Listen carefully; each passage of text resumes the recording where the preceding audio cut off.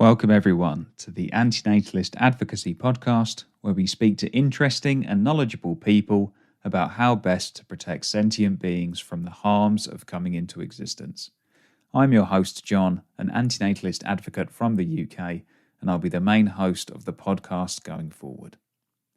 When Lawrence and I were planning the content that we wanted to put out into the world, both with this podcast and with last month's conference, I realised that I hadn't planned, at least for the first few episodes, to really explore each of our four cause areas at AA: human procreation, animal agriculture, wild animal suffering, and digital sentience. Therefore, I thought it would be good to get on someone who has deeply explored the reasons for not having children, and I reached out to Benedictine the Truth. Benedictine is a South African YouTuber and rapper. He's been uploading regular videos on heavy philosophical topics such as the meaning of life, religion, veganism, the right to die, and of course antinatalism for about 3 years now. I really do enjoy his long-form videos where the heaviness of the subject matter is in part offset by the beautiful background scenery. It was a pleasure to speak with Benedictine, and I hope you enjoy our long and wide-ranging conversation. Just as a heads up, we did have a few tech issues with the recording, and despite our best efforts in cleaning it, the audio is still a bit choppy, but I hope you enjoy our conversation nonetheless. Also, as I'm editing this, I realised that I kept calling Benedictine Benedictine because for some reason, I'd always read it that way in my head off YouTube, which I guess in this online world where we have a bit less face-to-face interaction, this is probably, mispronouncing names is probably more common. Anyway, without further ado, I'll bring you episode 7 of the Antinatalist Advocacy podcast with Benedictine the Truth. Enjoy.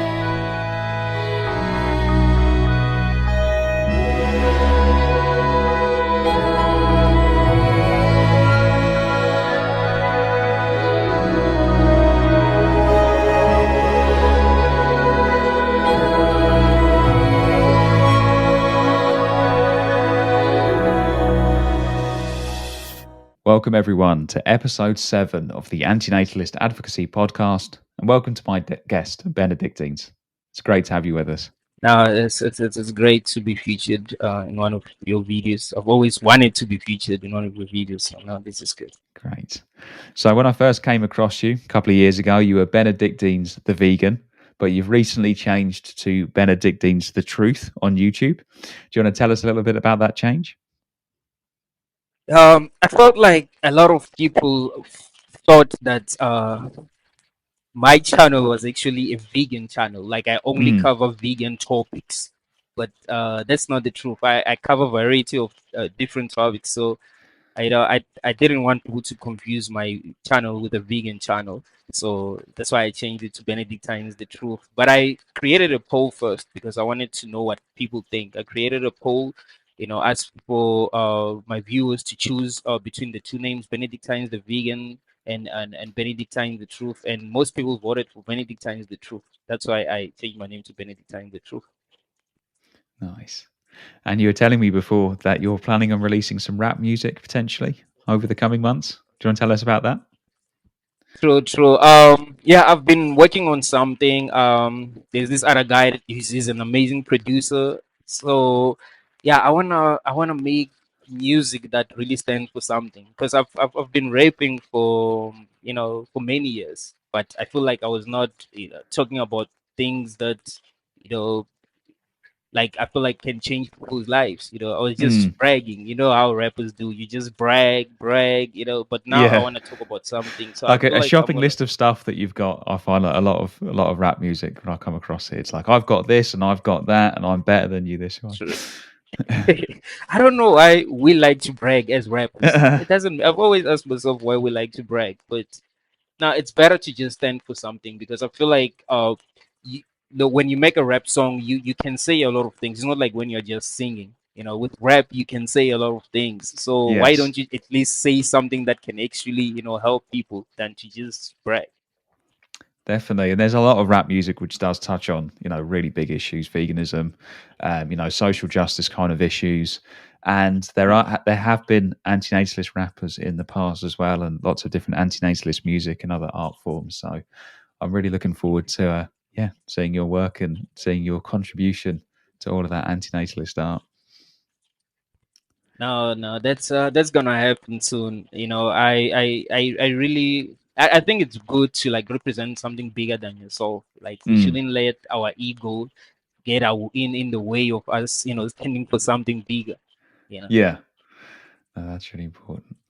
So yeah, it'd be great to have a bit of an introduction to yourself, like who you are, where you're from, and how you became interested in, philosophy, debates, discussion, this kind of thing.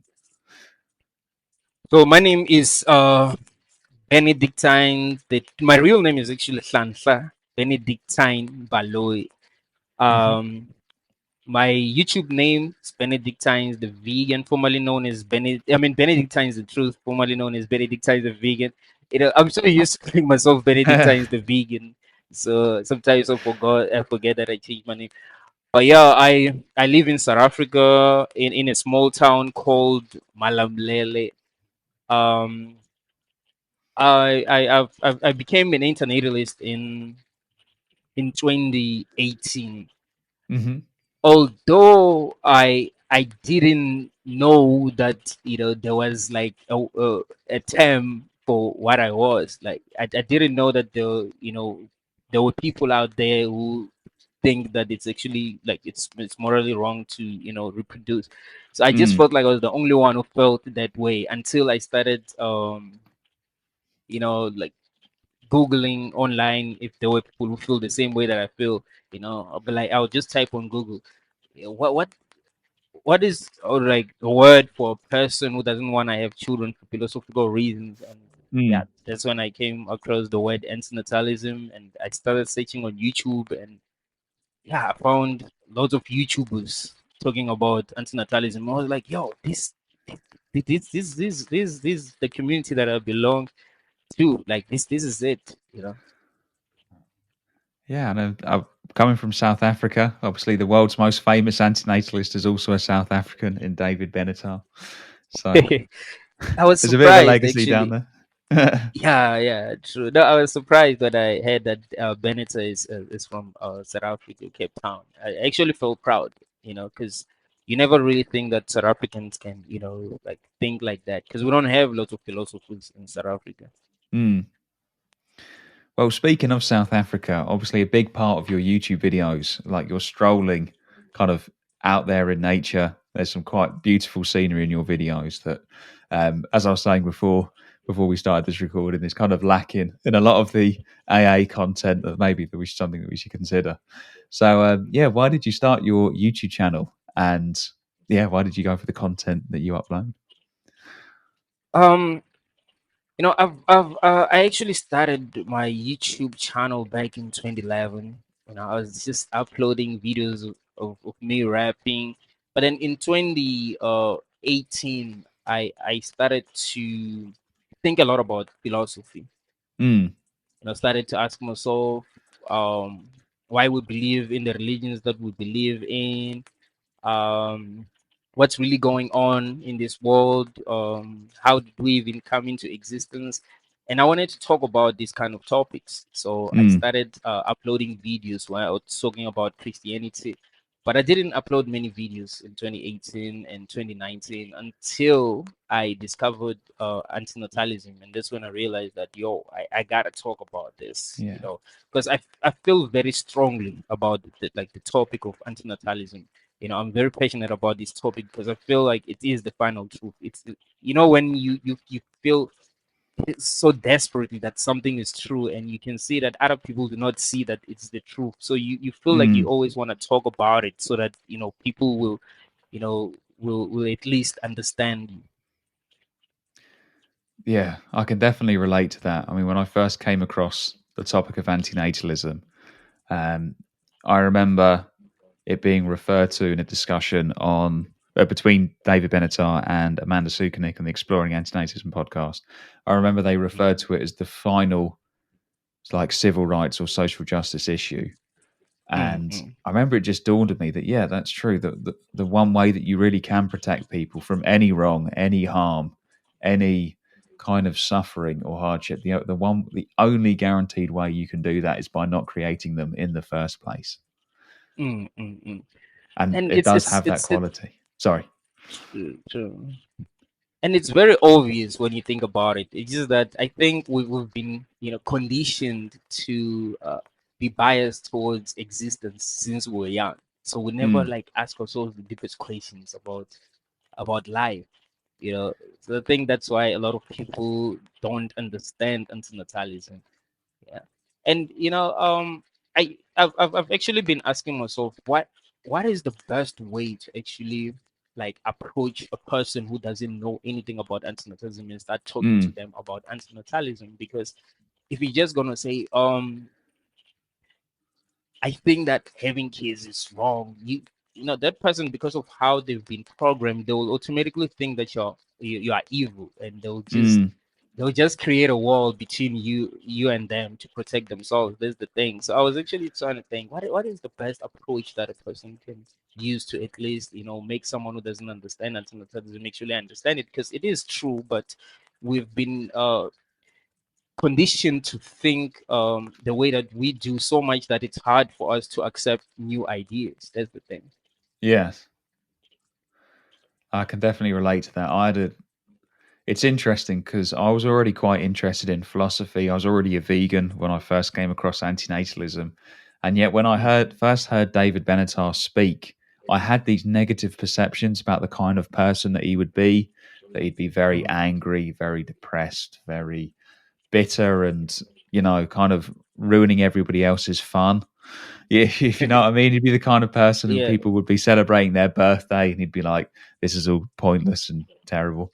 And I don't know why I had all these assumptions about him from that position, considering that I thought myself as quite an open minded person, but it does go to show you that there is a level of social conditioning against these kinds of views and the Mm, people mm. that might hold them. True, true. Yeah, people automatically assume that you're depressed. That's why you think the way you do. And I don't know, like, that when I first, you know, came into the realization that no, actually, bringing people into this world isn't a good idea. I wasn't feeling well. I'm not going to lie. I was depressed, but now I'm not depressed. I'm actually doing better than I've ever, I'm actually better than I've ever been. Mm, But I know that this is the truth, and I'm very interested in the truth, no matter what it is. That's the thing. So yeah, people will automatically think that you're just depressed and you'd want to always bring negative topics, when you are hanging around people and all that. Like, no, it's not like that. But it's just mm, that it's the truth, and I know that it is the truth, and I want people to wake up, to open their eyes. Let's have fun, let's go out, let's try to enjoy our lives. It's not like we should just be depressed and be angry. yes. No, no, let's try to enjoy our lives, but let's not forget the truth. Let's not forget what is going on. Let's not forget the injustices that are going on in this world. Yeah, and it's really important to find that balance, as you said, by enjoying trying to both enjoy your life while you're here, but also Mm, not, not bringing more people into it, not perpetuating the injustices or the harm.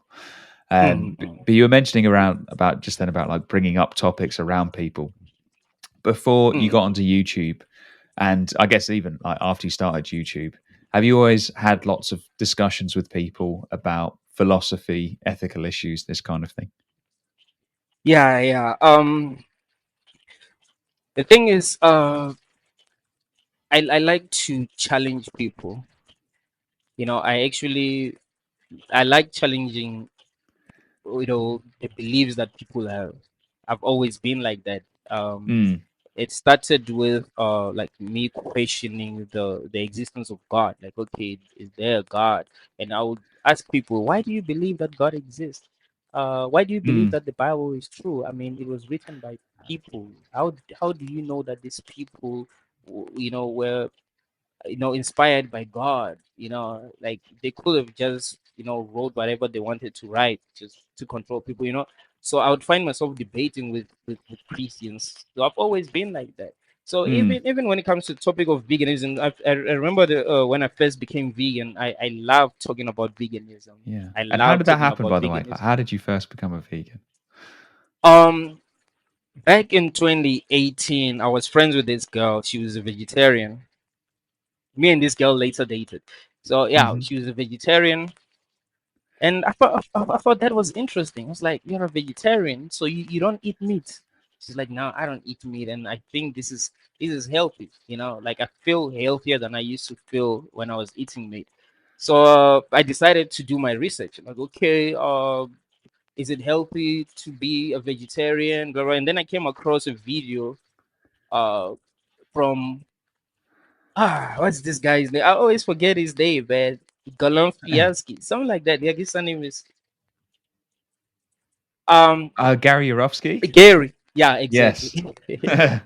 Yeah, I came across his video, and just one video of his. I was like, whoa, this guy is making a lot of sense. He was uh I think he was in I I think they had a convention, like a vegan convention or something like that. I'm not really sure, but he Was it was the talking best to speech people. you'll ever hear? Was it that video? Yeah, I exactly. mean, Yeah, that that's video has converted so many people to go vegan. It's an amazing video. I don't understand how a normal human that is capable of critical thinking cannot be persuaded by that video. It's not possible. When you hear the truth, you can't. Even if you want to, let's just say you want to continue to consume animal product, but you still know that it is still wrong. Mm, It's because it's the truth that we are really abusing these animals. And he spoke about veganism in a way that makes the most sense. Sometimes when you hear vegan, talking about veganism, you might just think, okay, this person is just woke, you know what I mean? But they're not like fully yes. woke. But then that guy just spoke so much truth, man. I was persuaded. I knew right after watching that video that no, I'm going to be a vegan. But it took me a couple of months to become vegan. But I knew that I will become a vegan. Yeah.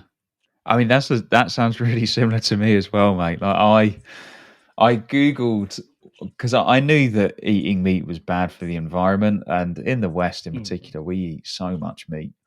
Um, and I ate a lot, and I knew that it was bad for the environment. And I was at university, and I was telling people that I cared about the environment. And I thought maybe I should stop being a hypocrite.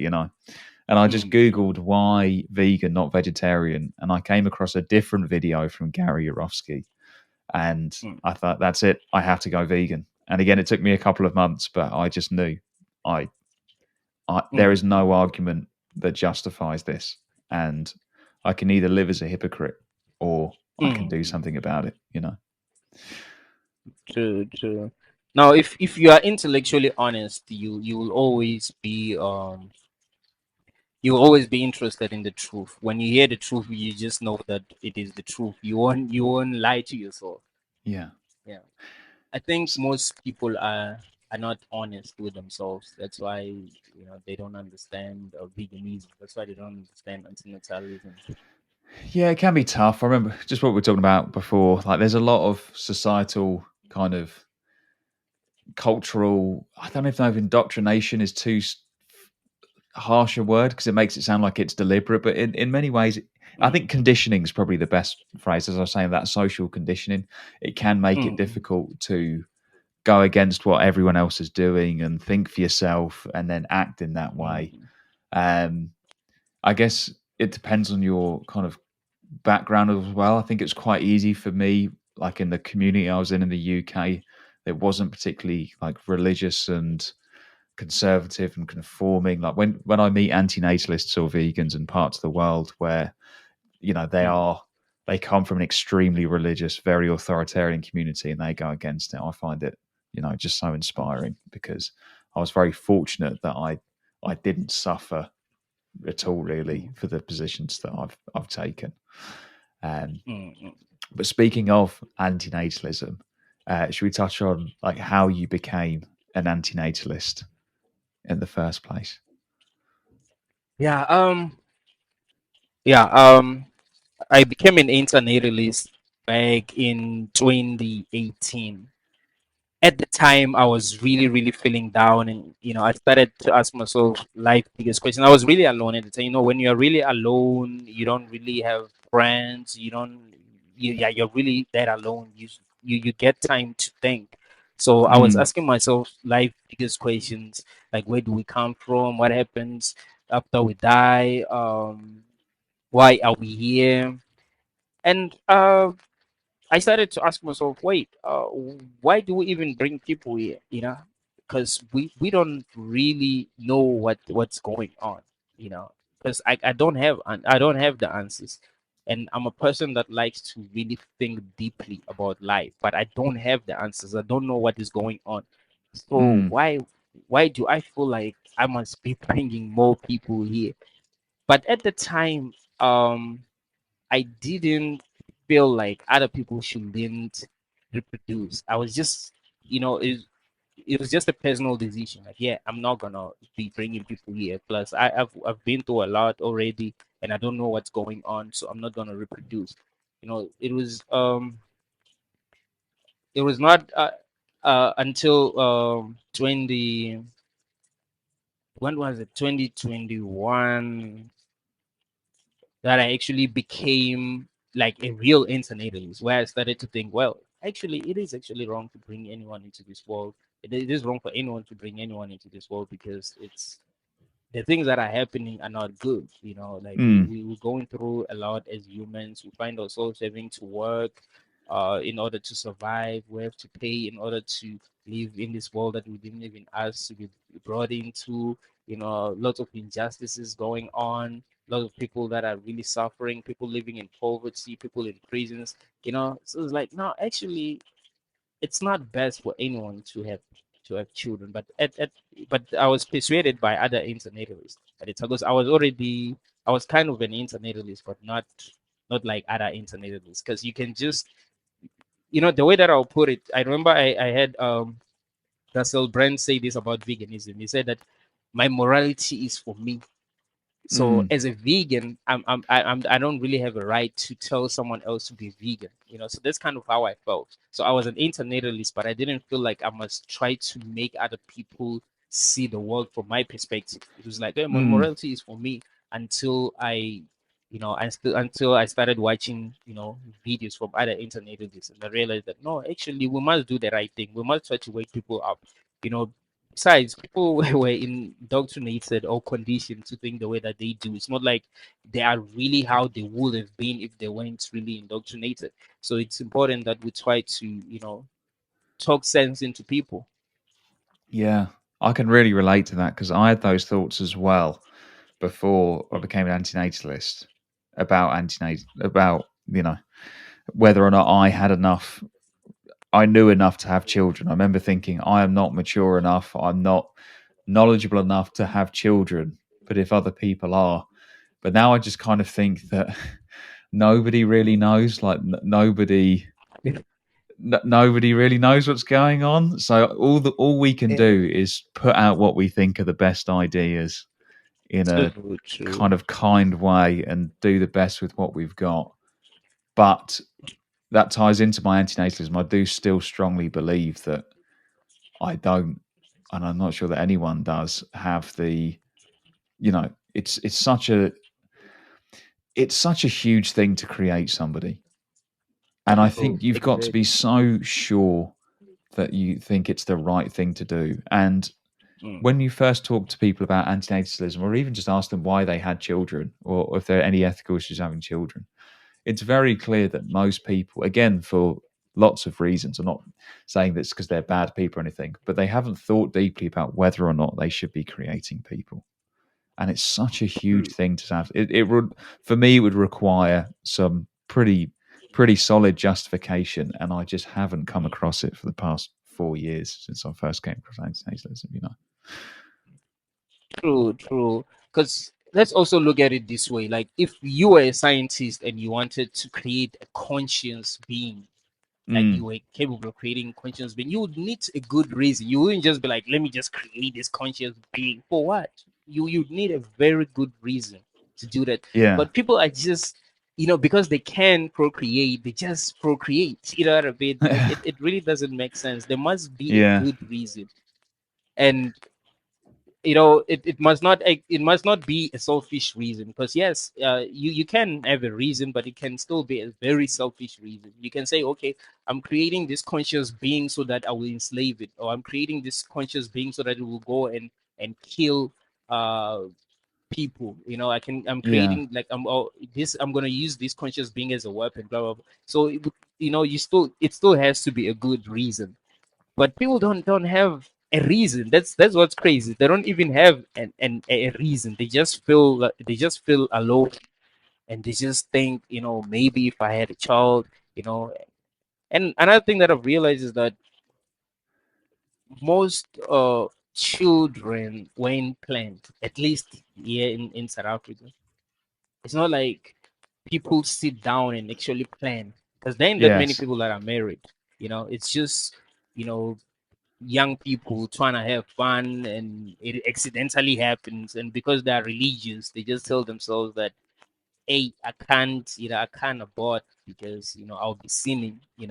What if God doesn't give me another child because of I've aborted? What if I start suffering from depression because I aborted? But there are very few people who actually plan to have children. But even those who plan to have children, they don't really have good reasons. They just, they just feel empty. You just think that having children is gonna like change their lives and make them feel better, because they'll be feeling a void. Now, there's this Mm, void that we all feel. So we kind of think that if we have a child, a child is going to fill that void. It's like our biggest purpose is to actually reproduce. yes. Oh, I can definitely relate to that. That's definitely how when I look around me at people I know who have children and just in general, I think um, that feeling of emptiness of missing something that people, Mm, and it's totally understandable. Like I've definitely felt those kind of feelings in the past, but mm, I you know I don't think it's a good idea to try and fill that void by creating somebody else, because then mm. they might feel that void. It gets to Yeah, the David Benatar and his procreational Ponzi scheme, where people come mm, into the world and the only way that they can give their lives meaning is to bring more people into the world. And then the only way that they can give their own life meaning is to bring more people into the world. yeah, Yeah, the procreational Ponzi scheme. I think I agree with that concept more and more as time goes on. yeah, yeah. I saw a video of you and Lawrence interviewing people in the street about antinatalism, and I liked your approach. I felt like you you didn't come across as this angry person, who hates life. No, you're trying to understand where they are coming from, and Mm, trying to make them understand where you're coming from. So I think it's really important that as internationalists, if we're going to talk to people about antinatalism, we must approach them in a way that it's gonna make them feel comfortable. We shouldn't push yes. them away. No, definitely. And I really comes from my belief that people aren't bad people for having children. I think they're bad people for eating True. animals, even though they are causing harm. I don't think that makes Mm, them quote unquote bad people. And so I don't think it's a good way to approach people and tell them that they are bad people. And because a mm, lot of the time, as we're talking about, keep talking about the social conditioning, people haven't heard the mm. alternative perspective and Yeah. haven't thought this through. Mm, mm. So I if you mean, take I a think of compassionate myself. approach, they're more likely to listen. Sorry, didn't mean to interrupt. True, true. No, I remember how I was before I discovered veganism. You know, Mm, it's not like I was just like this evil person wanting to harm animals. I was just not conscious enough to understand yes. veganism. I needed someone to, persuade me. Because So I think it would you have been didn't hard want to for go me. around hurting animals. Then is what you're saying. You didn't have all of these evil intentions towards animals. True, I didn't, but I never questioned whether doing that is right or wrong. I Yes. mean, yeah, of course, it was easy for me to see that okay, killing a dog is wrong, but I never really questioned whether killing a chicken was wrong. I Yes. never like really questioned that. It was just something that it's happening, but you never really think about it at all because everyone is doing it. But Mm, because killing dogs is not normal, you when you see a person killing a dog, you're like, no, what's going on? But killing chickens was normal, so we never really like questioned that growing up. So seeing someone just like you're saying, like someone bringing an alternative view, you kind of like it kind of persuades you to kind of think, and try to understand where they're coming from. Yeah. yeah. And that's what I was going to ask actually is how do people react to your antinatalist views when you do decide to share them with them? What's funny is that I've actually last year I never had like I've spoken to a lot of people about antinatalism, but there's never been a person who disagreed with me. In the beginning, Mm, people will disagree with me, but these days they don't. I've always wondered why. You know, because in the beginning they'll just say, "Oh, well, now you're gonna change your mind. No, just make some money. You're gonna change your mind." My parents will mm, say that, like, because when I was young, my parents will always tell me that, yeah, don't make sure that you don't have a kid because you can see that you're still broke. So when I say that I'm not gonna have kids for philosophical reasons, my parents were okay with that. Why? Because they were like, okay, you still don't have money, so it's fine. But they felt like I was gonna change my mind when I started making money. They didn't really understand that no, this like I had really good reasons to become an international. But yeah, I would talk to my friends and they'll just think, you're gonna change your mind, you're gonna change your mind.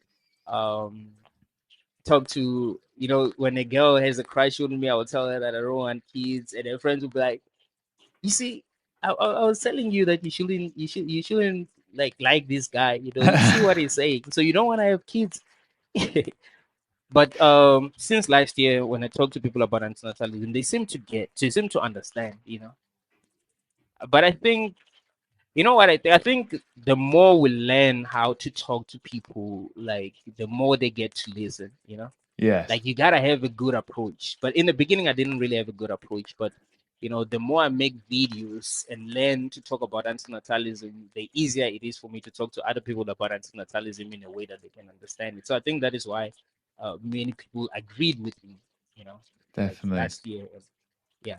And it's so interesting because you're talking about like running around telling everyone at the beginning. Like I definitely did the same when I was first vegan, and you quickly figure out that often isn't the best approach, you know. Mm, mm, And over time, you find out what people respond to, what they react well to, and also what mm, comes better from you. Like there are some people who can take a more kind of assertive, aggressive approach and be very compelling.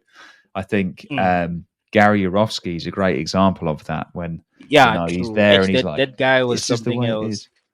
Exactly. Like that really works for him. It doesn't really work for me. I tend to find that I reach people more with a very calm, very considered, quite assertive in terms of like asking people questions, but I'm not really telling people.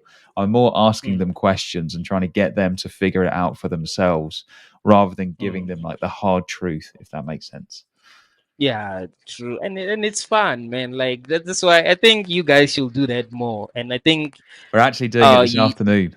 I'm actually heading out to speak to some people this afternoon about it. that'll be great. I can't wait for the video, man.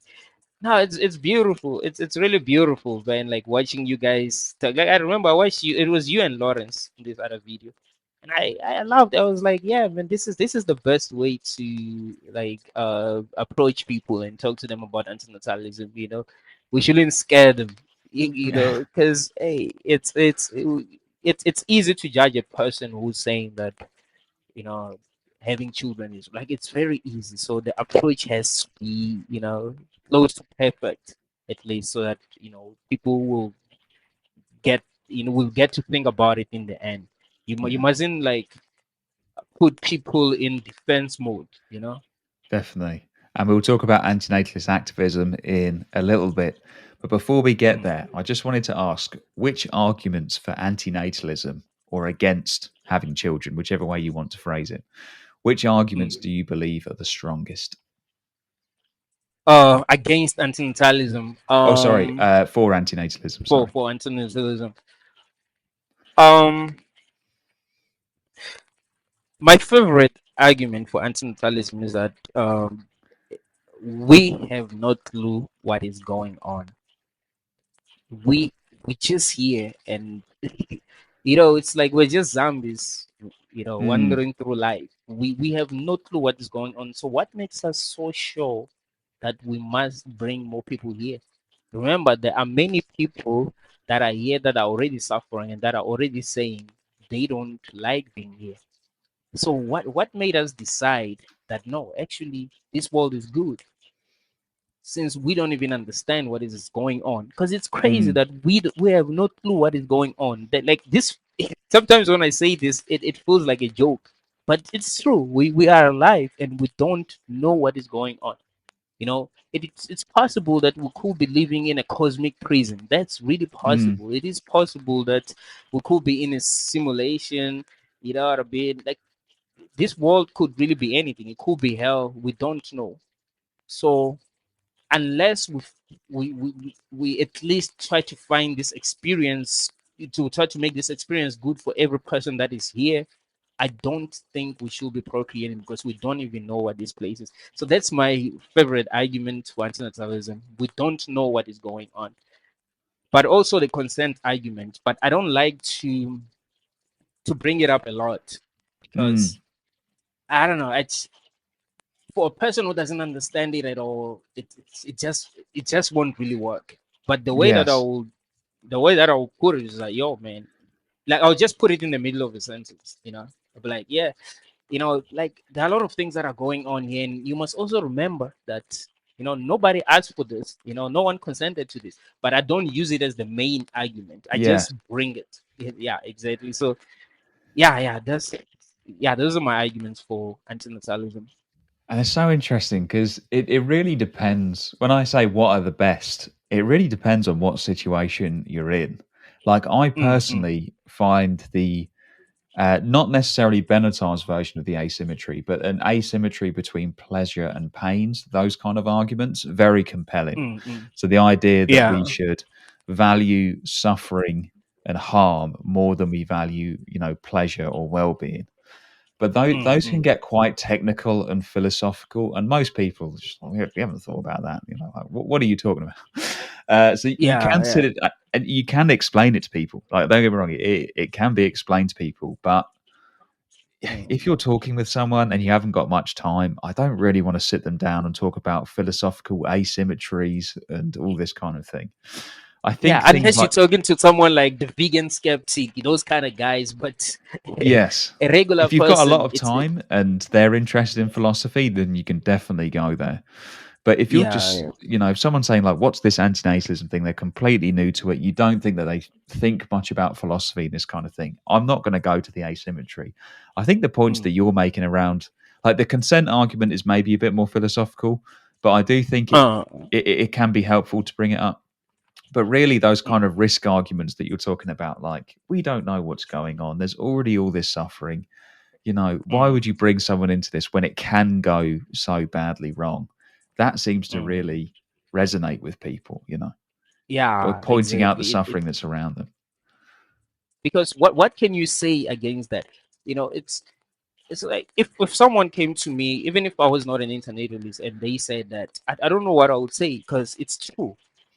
It's just so true. Like, it doesn't really give anyone an opportunity to, like, disagree. It's like, you can't Mm. disagree with what is being said. It's the truth, and it's obvious that it is the truth. You know, I find that the is response I typically get, because I find that people often agree in an individual sense. So if I'm like, look, there's already all this harm out there, you're taking a risk by having a child, and you could also be, instead of having a child, you could also be helping, stop all the harm that already exists. I think people get that. What they will often mm, then go to, in my experience, is to say, well, what about, well, if everyone agreed with you, then humanity would go extinct. yeah, So yeah. They will say what's your that. response to that argument? If people say, well, if everyone agrees with you, then human race dies out. I would uh, I would ask them, what do you think is best? Do you think that it is best that, okay, we procreate mindlessly, right? Procreate, and people suffer, or we reproduce less? You know, let's not talk about extinction now, because right now the main problem is that people are suffering, and we are bringing more people into a world that is already messed up and that has many people, and that's one of the biggest reasons why they're suffering. So let's ask ourselves, what is best to do in this situation that we are in. Is it best for us to reproduce more or to reproduce less? You see, that's what I would say. And the reason why I will not say, well, it's actually best for humanity to stop existing, the reason why I will not tell them that is because I don't feel a lot of people can really understand this. So sometimes it's good to just, you know, I don't know, like, take it one step at a time. Just like when you're approaching a woman, you don't just say, yeah, I want to sleep with you. You know, like, you take it one step at a time until it gets there. I don't want Yes. you don't approach a woman and say, I want to marry you and all that. So yeah, you take it one step at a time. That is it not I best like for the us to analogy with reproduce less? dating, how you don't need to go in all guns blazing from the beginning and be like, we're going to marry each other, Mm. we're going to sleep together, it's going to be great. Like, you might be a bit more tactful than that.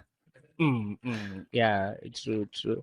Because people already, they already have their beliefs, and you have to understand that we are hardwired for survival. So the moment you say, "Hey, yeah, actually, humanity should cease to exist," no, they will look at you as the enemy. Especially if Mm, you're talking to a Christian, like, well, what, you know what I mean? But if you say, "Hey, I just think it'll actually be best for people to stop procreating now until we figure out how to make this world work," because the world is not working. There are a lot of people who are really depressed, a lot of people who are unemployed, a lot of people who don't know what they're doing with their lives. And that one of the biggest reasons is that there is too many people. mm. We don't know what to do with many people that are here. It sucks that people have to wake up in the morning and don't know what to do. It sucks that there's more people than there's employment. In South Africa, more than 60% of young people are unemployed. That sucks. Yeah. And they, not because they're lazy. No, everyone wants to be employed, but there is no employment for real. So should we make more people? What do we think is going to happen in the future? We're going to start eating each other. That's one of the biggest reasons why uh there's crime in our country. People are broke, they don't know what to do, so they do whatever they can to survive, because we are hardwired for survival. That's the thing. And that's such an interesting and important way of framing it, is to say that, especially in like competition for resources, and Mm-hmm. in particular, like in where there is scarcity, then bringing more, more mouths to feed when not everyone is being fed currently. Yeah, I think true, exactly. those kind of arguments can really resonate with people. But I was actually going to ask you, which arguments do you think are least strong for antinatalism? So these are arguments that antinatalists have made for antinatalism that you're less Mm. in favour of, either because it's less personally convincing for you or less effective when you're talking to someone. Mm, I don't know. I do ask myself most of the time, like, is there an argument for antinatalism that isn't really strong? Or sometimes we might not know how to um, frame that argument. Mm, It's like sometimes you might find that the argument that your argument is weak because you're not framing it right. Because here's the thing: it's true that there are a lot of people who are suffering in the world who did not consent to being born. It is true that there are a lot of people who are not happy with being here, and it's like, what could be like, what argument is weak, like, when you're mm. trying to, like, like, you're trying to talk to people about antinatalism. Like, it's not, I cannot really think of like a really weak argument for antinatalism. But, like, can you think of one argument that you feel like, you know uh, I guess for me personally, I think the argument for human extinction because humans are ruining the beautiful planet, that for me is an argument that I Yeah. don't like. And that's often an argument from environmentalists who say that if there were no more humans, then there would be a thriving ecosystem and it would all be beautiful. And I'm there thinking, have you seen what happens in nature? The way that animals starve, the way that animals eat each other alive, the way that animals, even the way they impregnate each other, like the reproduction that goes on in nature is truly horrific, you know? So those kind of Yeah. arguments I find less personally convincing, although there is a section of the population who does think of humanity as a kind of virus that's Mm, stopping the beauty of nature from realizing its full potential. What do you mm, think about those kind of mm. arguments? Um, Although I don't use this kind of arguments, but I do kind of feel like we are like a virus, Mm. in this planet, and I've, In the sense of it's taking like we everything don't over? belong here. Sorry. In the sense of like taking everything over? Yeah, everywhere we go, we want to like dominate. We want to change things. We want to change the natural order of things. It's like we don't really belong here when you think about it. Like the, the way that Agent Smith puts it in the Matrix, that we're like a virus. Like other Yes. organisms find a way to thrive in the When you said environment, but about we virus, it really destroy. did make me think of Agent Smith straight away. He gives that speech to Morpheus, if you remember. And he's like, "You're a virus." Yeah, true, true. But yeah, you're right when you say, yo, what happens to nature in nature is really messed up. Like the way these Yes. animals be killing each other, it's really brutal. So yeah, that's one of the reasons why I don't like using this kind of argument. But it's true. It's like we don't belong here. The things that we're Mm. doing, we're messing with the natural order of things. But I don't want to use that argument because I don't know. I'll come across as a misanthrope, you know, like I Yes. just hate humanity. Like I don't want to give people, like I don't want like people that I'll be talking to have something to say that's negative. So I try Yes. to just speak to their hearts, about what we are going through as people. That's how I like to put it. And And that's such an also, important point about like the compassionate point and speaking to people's hearts, and not coming across as some angry misanthrope. But sorry, you were saying? oh yeah, I was saying, and also, some internalists might say that, okay, we're destroying the environment, and what's gonna happen is that maybe there's gonna be global warming. I kind of feel like it kind of defeats it defeats it defeats the purpose. Like if you're saying that you're an internalist and you think that you know humanity should stop existing, why should we have a problem that we're gonna cause global warming, blah blah blah, you know? So, but I don't like going there at all. I don't like going there. I've made many videos and I don't remember I've ever like really spoken about us, destroying the environment. Yes. Maybe once or twice, but nah, it's like I don't. I never really talk about that. Yeah. And I definitely, just in terms of like how I view humanity, I don't view humanity as a virus because I think virus makes it sound like humanity is all bad and always will be bad. Like there's not like I don't know, is there like a happy, like a positive virus that infects someone and makes someone better? I don't really know. But Mm-hmm. it makes it sound like all bad, and I think that humanity can and is capable of doing good. Obviously, we do a lot of harm at the moment, and that's a lot of vegans, understandably, have a very poor Mm-hmm. perception of humanity because of all the suffering and death that goes on in animal agriculture. But for Mm-hmm. me, I kind of view humanity in general a bit like if you've ever had a friend who's got lots of potential, like you Mm-hmm. think that they've got tons of like potential that they could do lots of good, but they keep messing up. And you get Mm-hmm. frustrated with them because you're like, oh, you could do so much better than this, and yet you keep whatever it is. We all have our personal flaws, but it's frustrating when you see someone who has so much potential not live up to their potential.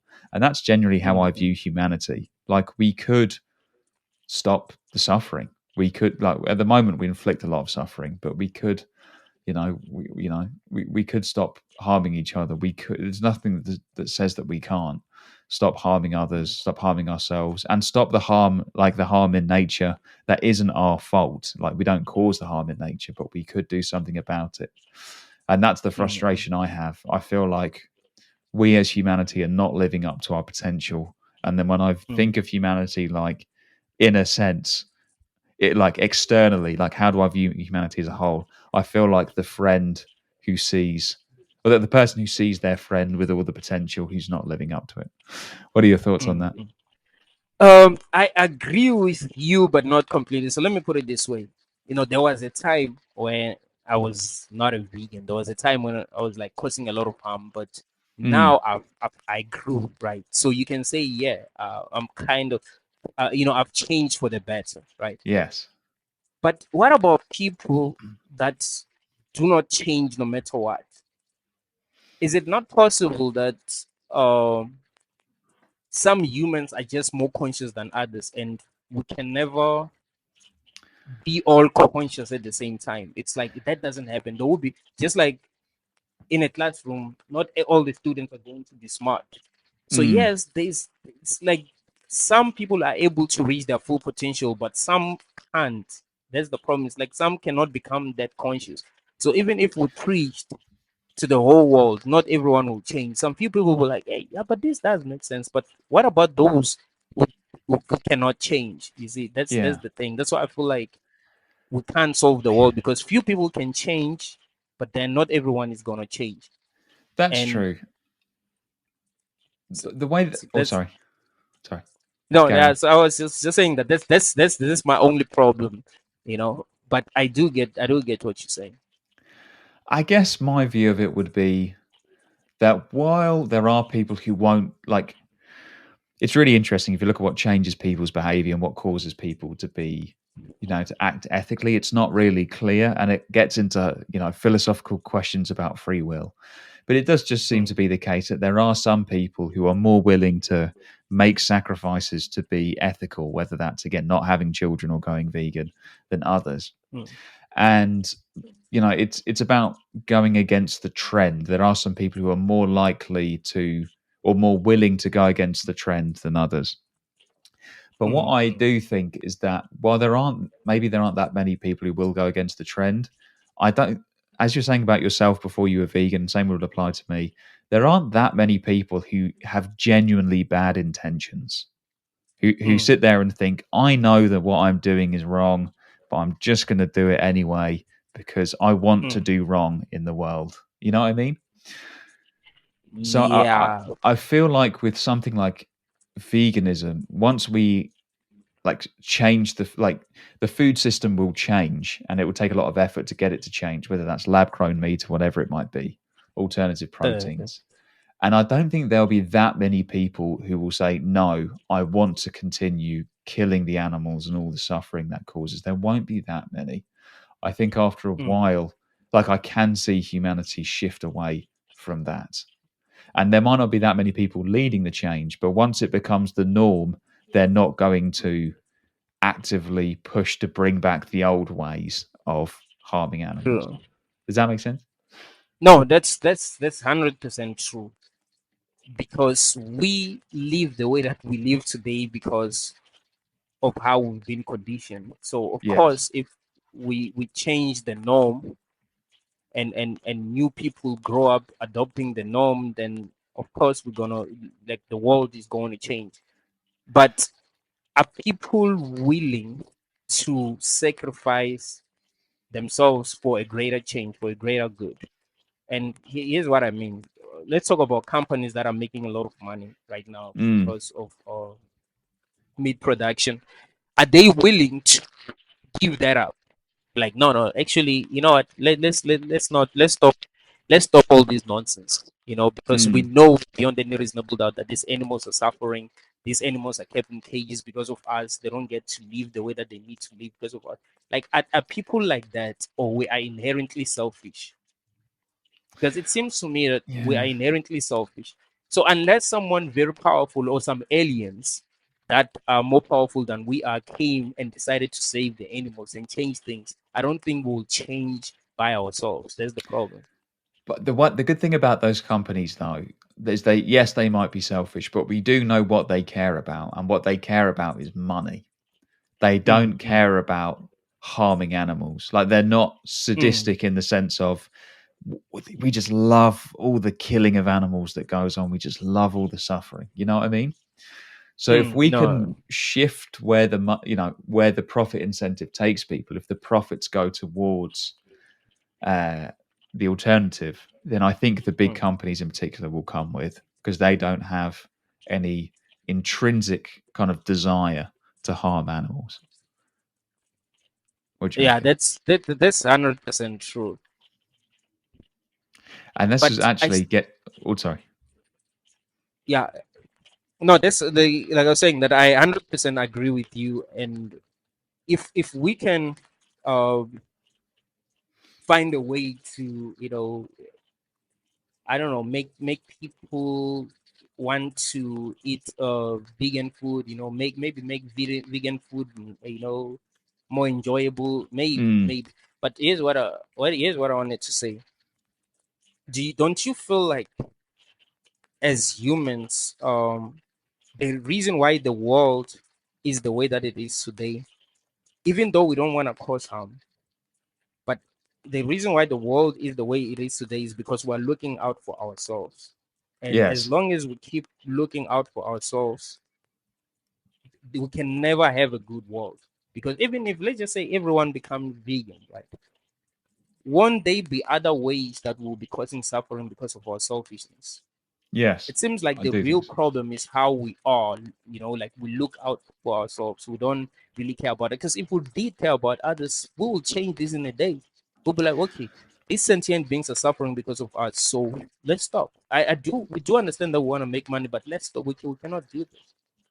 I wonder if we can, a bit like the company example, where we're not appealing for them to care about animals. We're just trying to get their selfishness to point towards, like, to follow the money towards the vegan food.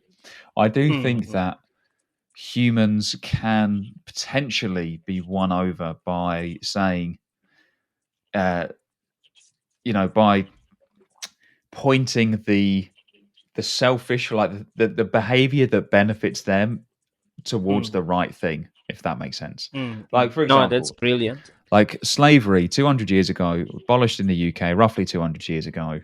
And Mm, before then, Britain was the one of the leading slaver countries, made a huge amount of money from the transatlantic slave trade. But if I mm, walked down the street now saying bring back the slave trade, I would probably be beaten up and arrested. Like, it's not in my mm, interest to do that. mm, Even if I genuinely believed that bringing back the slave trade would be a good thing, mm, because the the human, like, our behavior has shifted towards the right thing to the point where it's not in my interest to go against it. And similarly, mm, mm, maybe in a few hundred years' time, when everyone's eating the vegan food, we don't have animal agriculture. If someone's like, mm, no, no, I want to go and kill animals, people might react in the same way. Like, why would you say something so horrible and cruel? And then it wouldn't be in my interest to do that, mm. No, That's my hope I for it. think no, I think you're very right. You're very right. When you say we should just point our selfishness to something that is bad, so Yeah, because we are inherently selfish. So let's point our selfishness to something towards something that's gonna at least yeah. help us. Now And you're very right. I'm sorry. I was going to say that does But tie into my next question about the best counter arguments to antinatalism. Because, mm, for example, I don't think that we can convince everyone to become an antinatalist. yeah, we can. What are your thoughts on that? Nah, we can't. No matter what happens, I don't think we can. Like the world can burn, and people will still reproduce. I would say the best counter argument will be. You remember what you're saying now that maybe if we can, try to shift our selfishness to towards something that is more productive, something that's gonna help us as a collective. So someone can use that kind of argument that maybe it is possible at some point that we find a way to make this world work, even though we're selfish. But I don't think that it will still be like it will be like it's the best, but I don't think it's the strongest because I still feel like I can I can find flaws in this kind of like argument. It's just the thing is we haven't done so good as a collective for me to be convinced that we can change. Like, yeah, Mm, in theory it works. Like, yeah, we can do this, we can do that. You know what I mean? But it seems like every system that we introduce that is meant to make things better become our new crazy. It's like we do have ideas. Like, oh, communism is gonna work, or capitalism is gonna work, but yes. we fuck things up in the end. There's the problem. Education is gonna work, but then you find that the education system is flawed. You know, people should have jobs and productive members of society, and you find that people are now enslaved. Like there's no equality. People are not being paid what they're worth. You know, it's like every system like there's corruption everywhere. That's the thing. So yeah, you know, a person who's not an internatalist, can say that, we're gonna change in the future. Look at where we come from. We used to kill each other. You get killed for no reason, but now that's kind of changing. Now we have like justice system, blah blah blah blah. But it's like we the way that I'll put it is that we it's like we always enter a new form of slavery when yeah, let me put it that way. Like whenever we shift from whenever we try to solve problems, we enter like a new form of that problem. Let me put it that way. Mm, So we never really change things. So we just enter a new form where and if we realize that whenever we change, let's just say we as a collective we try to change something that was bad, it will seem like we've won until after some few years when we realize that no, actually nothing really changed. So that seems like that's how it works. Like we always have yeah. hope. We are hopeful. So we work towards changing things, but then after changing things, the problem will still find another way to manifest. So it seems like these problems that we have are not bugs. It's like they're features that they're part of this world. You know. I definitely do agree. Like it can be tempting to think of change being inevitable or that everything goes in the right direction without really trying. And I really, really disagree with all of that. I think that Mm, change, moral progress is difficult. It needs a lot of attention. It can be easy to go wrong. It can be easy to lose the progress that you've made. mm, mm, And that's something that I think is really important for anyone doing any kind of activism, whether it's antinatalist activism, vegan activism, it doesn't really matter what it is, any kind of cause, mm, that I don't think we should rest on our laurels because, as you said, we can think we've achieved something and then we either lose progress on it or another problem can present itself. To bring it back to antinatalism, I do worry that sometimes antinatalists have this approach towards activism. They huh, say things like the problem is human procreation. And once we've mm, just solved that, then everything else will sort it. Then, it's like everything else will sort itself out. It's like the big thing to achieve.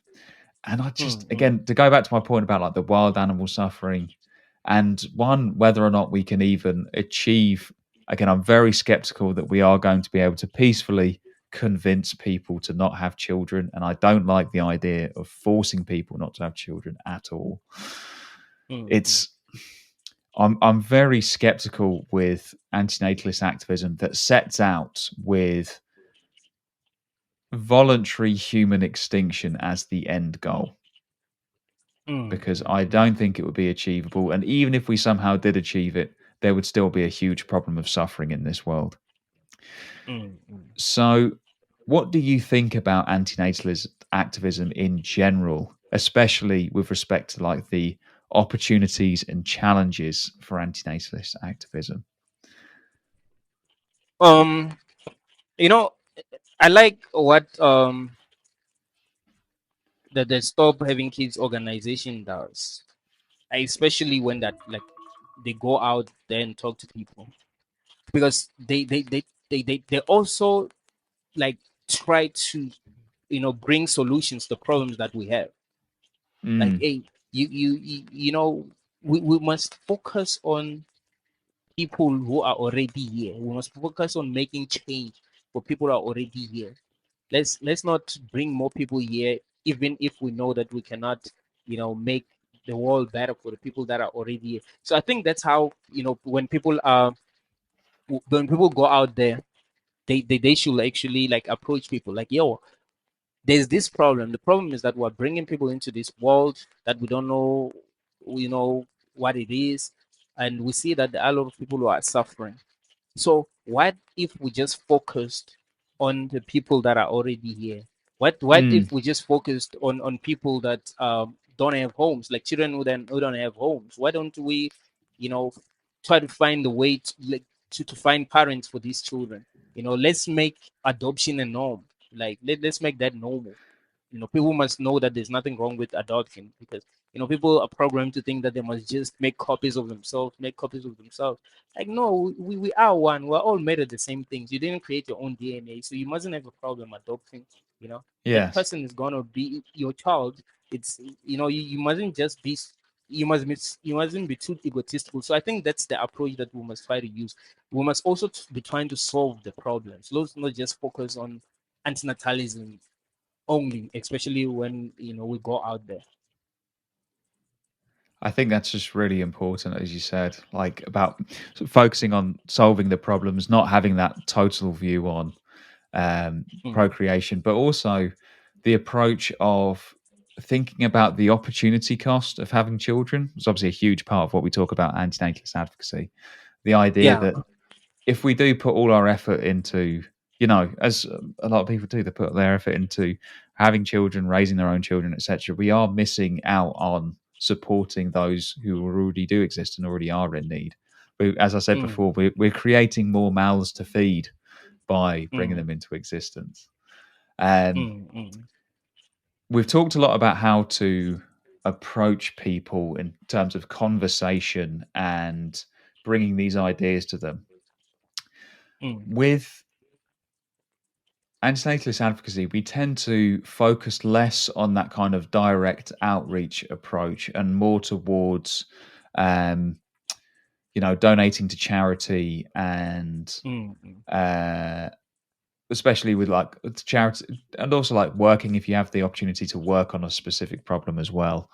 Um, mm, Obviously, this depends massively. Your capability to have impact really depends on your personal circumstances, often where you live in the world, mm, the kind of resources that you have available, this kind of thing. So, mm, where do you think, for example, there are particularly promising opportunities for antinatalism to have an impact in like a broad sense, as well as convincing people to, or like bringing antinatalist ideas to people in a way that might be quite persuasive? mm, mm. So just like we're talking about adoption, I think I don't know if this is legal, but I think I don't know. It would be good to go to places where there are children who are not adopted. You know what I mean? Maybe play with them, blah blah blah. You know what I mean? Like making videos, finding a way to kind of like encourage parents to adopt children. But in a Yes. way that's going to be good, not in a way that's you know what I mean? Not like we're selling these children. Yes. So yeah, there's the thing. But yeah, like making adoption important, like a norm in our society, because a Yes, lot the of people, the like where I live, cultural norm of adoption, making that a more accepted kind of thing to do. Mm. Exactly, because where I live, I don't know anyone who has been adopted, like who has adopted. Like it doesn't happen. Yeah, People don't ever think about adoption, and there are lots of people who cannot have children, who stressing every day about having children, but they never think of adopting. It's like yes. no one talks about it, so they don't. It doesn't even you know cross their minds. That's the thing. So yeah, I think that's where the opportunity is. Let's focus on the existing life. Let's make sure that there are no children that are orphans. So yeah, that's I think that's where the opportunity is. I think I totally agree. And I was just thinking as you were saying about not knowing anyone who's adopted. I think I know fewer people who are adopted than I know Mm. people who wanted to have children and couldn't. So that's Which strange. That's it's just strange. strange. Like it's like again, and it's not the fault of those people. Don't get me wrong. It's because there isn't that social norm around adoption as this Mm, being an opportunity. You don't need to mm, spend all of your money on IVF or whatever it may be to try and um, create new beings when there are already people out there who want to, who don't have mm, homes to grow up in, who don't have families to love them. But mm, it's mm, strange. It's just not the done thing. And mm. the way that you framed it there about like, so I talk about obviously, with antinatalism, I talk about adoption quite a lot. But you saying that you don't know anyone who's adopted made me reflect on just how rare it actually is. Yeah, it's very rare. It's very rare. It's very rare because I like I even only lived in rural areas. Mm, I've been to Joburg. I've known a lot of people in my life, and I genuinely don't know anyone who's been adopted. Yeah, there've been people who have lived with families, but they weren't like adopted. They weren't adopted. It's just like let's just say um your relatives, like one of like let's just say your relatives die and they have a child, like yes. maybe your sister or whatever. But that's yeah, that's the Yes, no, I form of definitely know of that. adoption that. People raised by like aunts and uncles or by Yeah, grandparents or exactly. something. Yeah. Yeah, that's what happens here. But people never really adopt orphans. And I've seen orphans. I remember when I was working at the Department of Agriculture, we did actually donate to this other orphanage. So there are orphans everywhere in South Africa, Yeah. but people are not willing to adopt. And I find it. I don't know if you've noticed this, right? It's usually people with money that cannot have children. Have you noticed this, or it just it's just like this where I live, because you find that there are people with money but they can't have children and they're not even like adopting. Interesting. I don't really No, know because there's a point of like, do they have money because they aren't having children? Like, if you have children young and your children are expensive, then you're not going to have money. But then, yeah, yeah. I do know people who've spent obviously, thousands and thousands of pounds on trying to get pregnant on fertility treatments. Uh, yeah. So I don't No, know. I've seen that a lot where I live, and it's really scary. You find that Christians, they'll be going crazy, even going to sangomas, like traditional doctors, that goes against their religion because they want to have children. And you find that they have enough money to actually, you know, like adopt. Because I think before you adopt, they'll have to see where you live, all that. And because that's important, you know. Mm, Because like when it comes to having children, anyone can just have children, but when it comes to adopting, you kind of they have to check your background. We must yes. also ask ourselves why. Why do they have to check your background? They have to check if you are not a psycho, if you have never been convicted of rape before. But anyone can have children. Yes. It doesn't That make that part sense. to me is, and I don't know any way uh, of dealing with that particular issue, but it's true. Like, I'm very glad that people are very careful about adopting. They don't want their children to go into the wrong family. As you said, you could be living with Hmm. an abuser or something like that. They really try and make sure that these children are adopted into good homes. but mm, anyone can have a kid. I could be the most violent nutcase in the world, and no one's going to stop me having a kid. So yeah. there's something strange about that. Again, I don't know. I'm not advocating for any position on that. I'm not saying that people should Mm, apply for a permit to be able to procreate or anything like this. But mm, it is an interesting double standard that I mm, don't know what to do about it. Like how difficult it yeah. is to adopt, and how you really have to prove that you're for want of a better word, a good person before you can adopt. Yet anyone Mm, can just, have a bit of fun and then impregnate someone. and we don't have a problem with that. Yes, it is natural, but I think as we grow as a society, we need to have this kind of conversations. Of course, it's gonna it's gonna seem like people who are bringing that up are evil. Like, oh, now they want to control who gets to have children. Now, you know what I mean? That's how Mm, people in the world communities will like look at it. Like, oh, they want to control who gets to have children, but that's why it's difficult. So I understand when you're saying that it's difficult because, yes. like, what do you do? What do you say to people? And I think that's something I've got down here as a question about challenges facing antinatalist activists. I think this is Mm, something that antinatalists really do need to be careful of, and that is how they mm, come across to people who are not antinatalists. Because I see 100%. discussions all the time between antinatalists like, would it be ethical to blow the world up? Like, should we force people to have a permit before they can have children? Should we forcibly sterilize people? And don't get me wrong, Mm, these are interesting questions philosophically. But I think we mm, really need to be careful about when we're talking philosophically and when we're talking mm. about practical solutions, because Yeah. people think that we're trying to get hold of, and I worry about it too. Like, with this Mm, podcast and that, I try to say constantly about when I'm talking about what to do practically and what we're talking about philosophically, because it's mm, easy for people to get the wrong end of the stick and think that I personally am trying to create the red button that blows up the world, mm. which I'm definitely not. Yeah. And again, I don't even think it would be good to press it philosophically. Like, I don't think morally it Yeah. would be good to press the red button. But Nah, it wouldn't. it can scare people. It can really, really scare people. And I think that's something that antinatalists need to be really careful about, is that Mm, for all the things we talked about earlier, for the social conditioning and people not being familiar with these ideas, they need to bear in mind how they come across to, for want of a better word, normies or non-antinatalists. Because, yeah, mm, it's easy to come across very badly.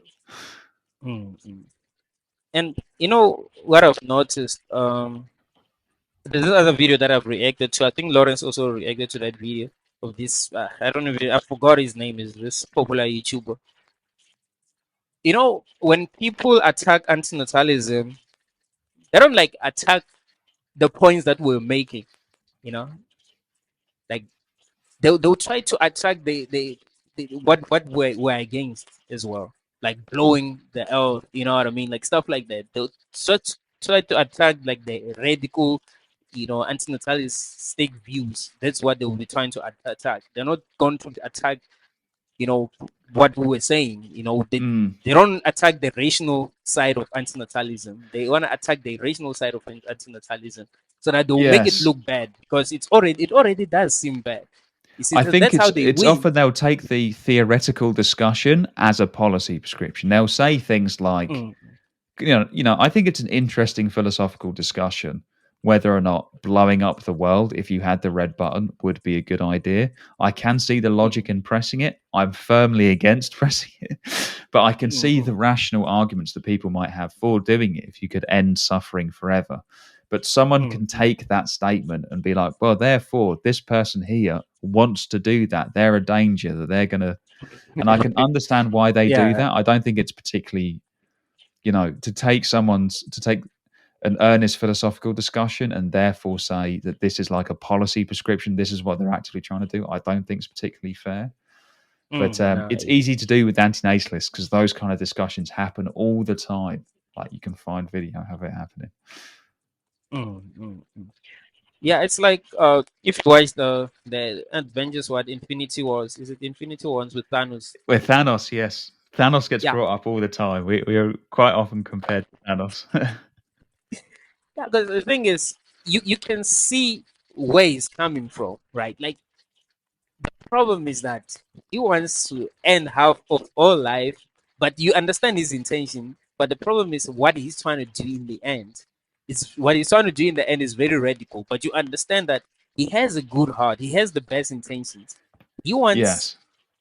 he wants he wants to create balance in the world, and he want to do something that's very radical to create balance. And people can say, "Oh, he's evil because of what he's trying to do." It's like the to him the ends justify the means, right? Yes. So that's the thing. Like, so people can attack him for what he's trying to do in the end, not his intentions. Like, why does he want to do what he wants to do? So Yes. that's the thing. And that kind of ends justify the means thinking. It's very, very dangerous, and it's led some pretty bad things happen throughout history. I mean, we talked about communism earlier. You know, all of Mm, the revolutions that killed so many people. Um, it's very rare to find someone who thinks that they're doing bad, even when they're doing, tremendously harmful things that other people would think of as acts of evil. So, mm, just for antinatalists to bear that in mind, think about that mm, next time that you're calling for the red, for us to create the red button or whatever it may be. Just be aware that many people in the past have used this ends justify the means thinking. So just be wary of that. mm, mm, But there was something that you touched on that I really really liked when I was asking mm, about like opportunities for antinatalists to have an impact, and you talked mm, mm, about the like the norms around adopting. And I think that's something that can often get overlooked. It's like mm, with antinatalists, we can spend so much time thinking about the philosophy, and it is important to think about the philosophy. I mean, this mm, podcast is all about philosophy, but mm, sometimes I worry that antinatalists think so much in the abstract they don't see the good things that they can do in their own lives mm, that mm, don't necessarily require a huge amount of effort, but can be really impactful. The most obvious mm, examples for us are, going vegan. Like that's something that a lot of people can mm, do. Obviously, not having children of your own. mm, If you are in the position to do so and you would like to, uh, adopting, donating money, these kinds of things.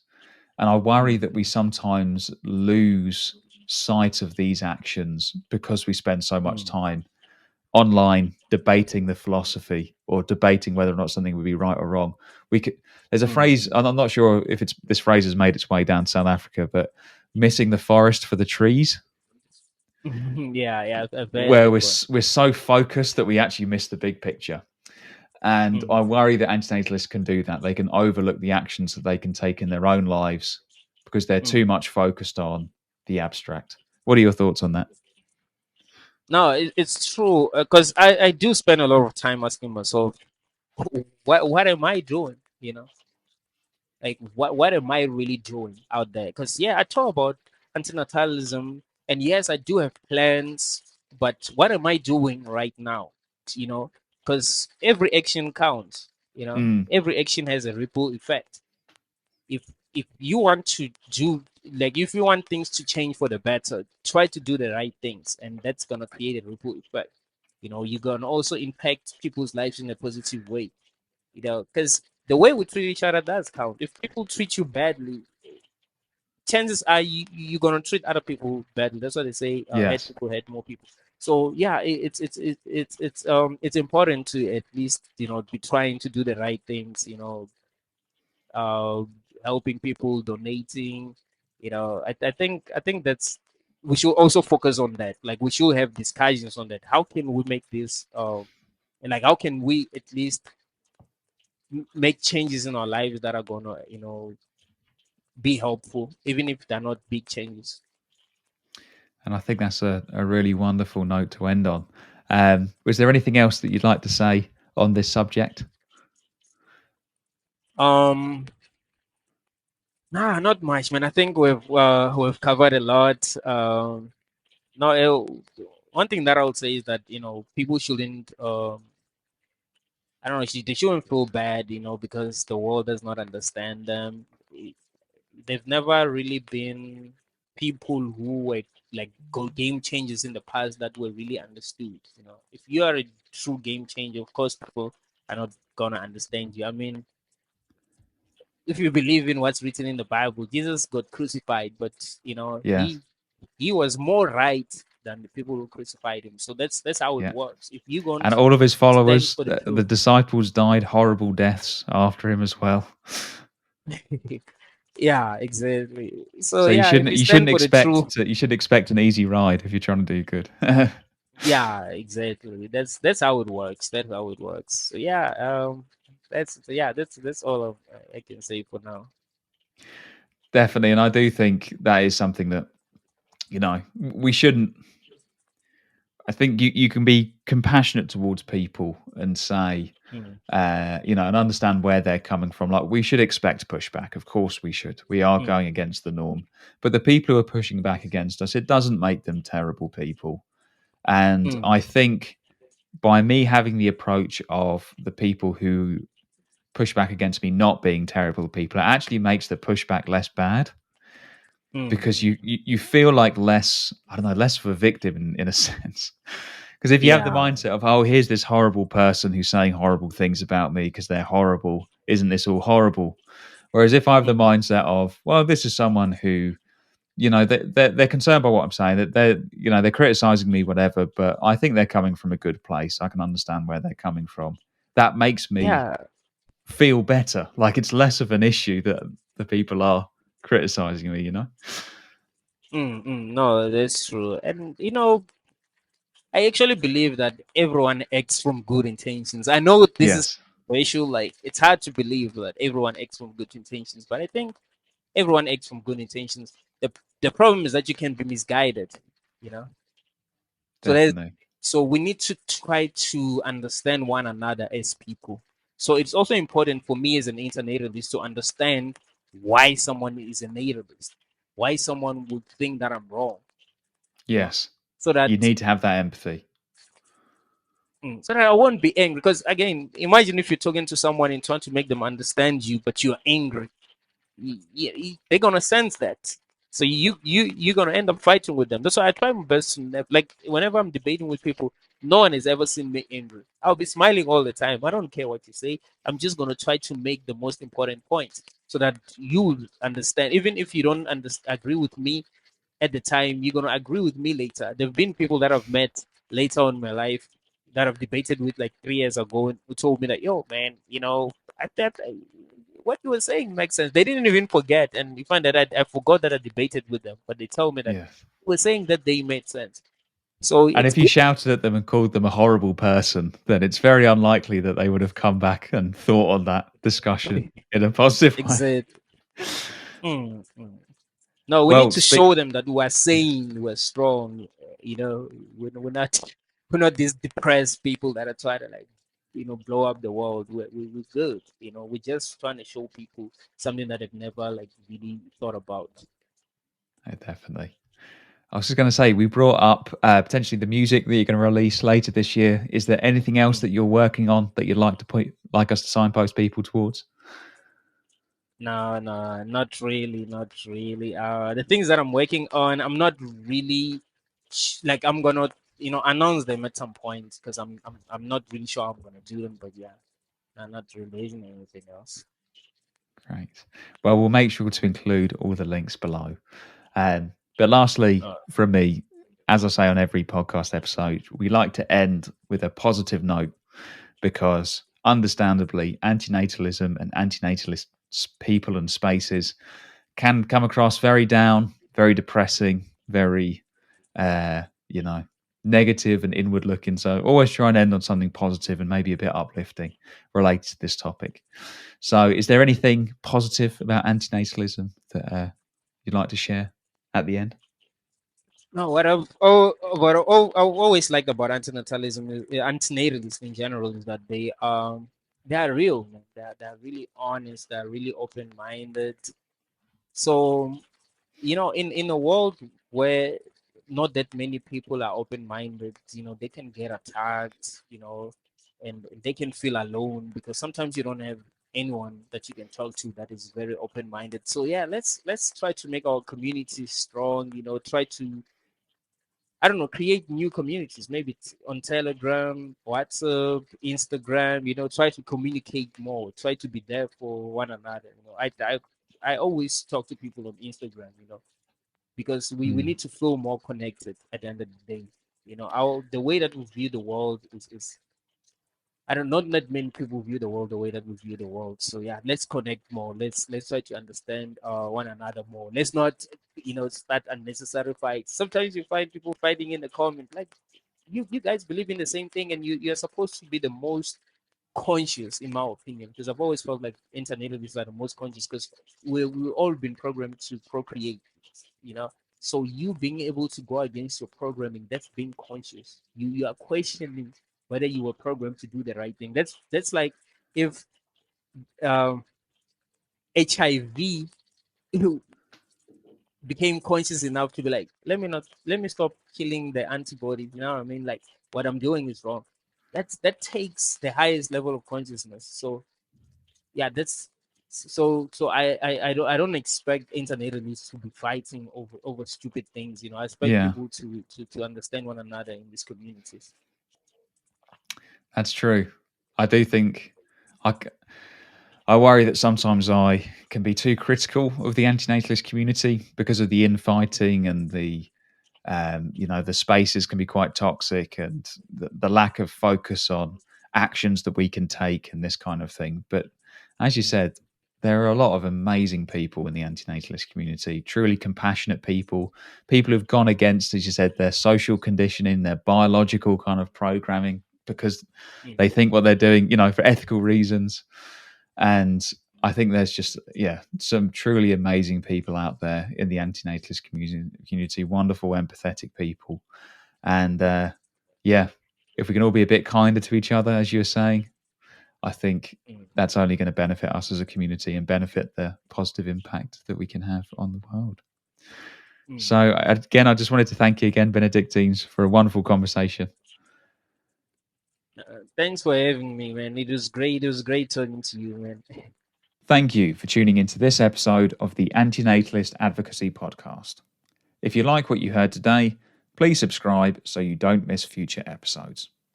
We'd also be really grateful if you could help us get the word out there by sharing this episode far and wide, as well as giving us a positive rating on whichever platform you're listening to us on.